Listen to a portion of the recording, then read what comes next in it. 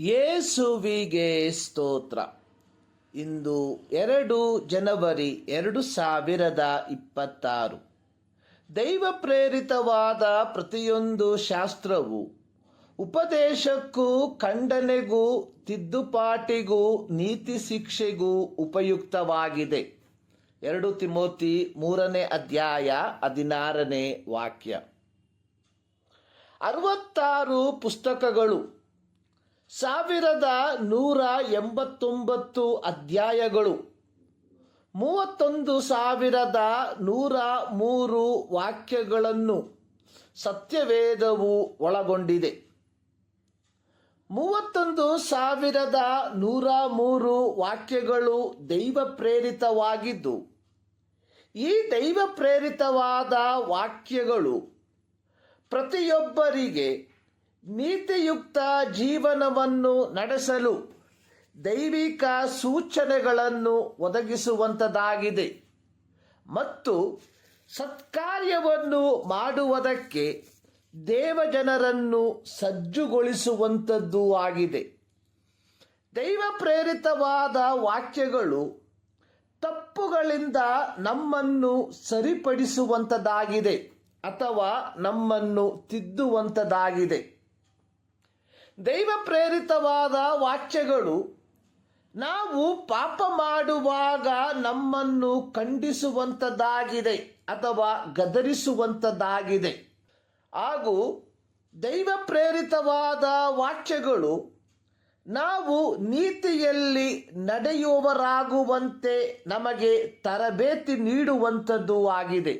ರೋಮಾಪುರದವರಿಗೆ ಬರೆದ ಪತ್ರಿಕೆಯಲ್ಲಿ ಪೌಲನು ಬರೆದಿರುವಂಥದ್ದು, ಪೂರ್ವದಲ್ಲಿ ಬರೆದದೆಲ್ಲವೂ ನಮ್ಮನ್ನು ಉಪದೇಶಿಸುವುದಕ್ಕಾಗಿ ಬರೆಯಲ್ಪಟ್ಟಿತು. ನಾವು ಓದಿ ಸ್ಥಿರಚಿತ್ತವನ್ನು, ಆದರಣೆಯನ್ನು ಹೊಂದಿ ರಕ್ಷಣೆಯ ನಿರೀಕ್ಷೆಯುಳ್ಳವರಾಗಿರುವಂತೆ ಈ ಗ್ರಂಥಗಳು ಬರೆಯಲ್ಪಟ್ಟವು. ರೋಮಾಪುರದವರಿಗೆ ಬರೆದ ಪತ್ರಿಕೆ 15ನೇ ಅಧ್ಯಾಯದ 4ನೇ ವಾಕ್ಯ. ದೈವ ಪ್ರೇರಿತವಾದ ವಾಕ್ಯಗಳು ಜಾತಕವಲ್ಲ.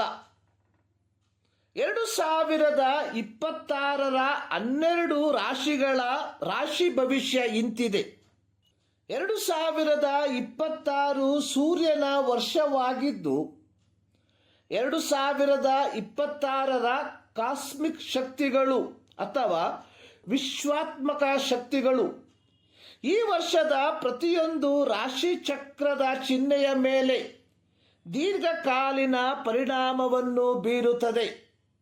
ಹೊಸ ಆರಂಭ, ಹೊಸ ಬೆಳವಣಿಗೆ, ಕಠಿಣ ಪರಿಶ್ರಮ, ಹೋರಾಟ, ಯಶಸ್ಸು ಇತ್ಯಾದಿ ಇತ್ಯಾದಿ.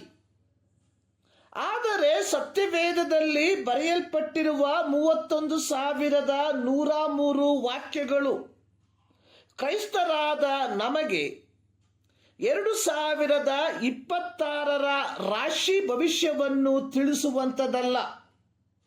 ಬದಲಿಗೆ ಈ 2026 ನಾವು ಸತ್ಯವೇದವನ್ನು ಓದಿ ರಕ್ಷಣೆಯ ನಿರೀಕ್ಷೆಯುಳ್ಳವರಾಗಿರುವಂತೆ ಜೀವಿಸುವುದಕ್ಕಾಗಿ ಕೊಡಲ್ಪಟ್ಟಿರುವಂಥದ್ದಾಗಿದೆ.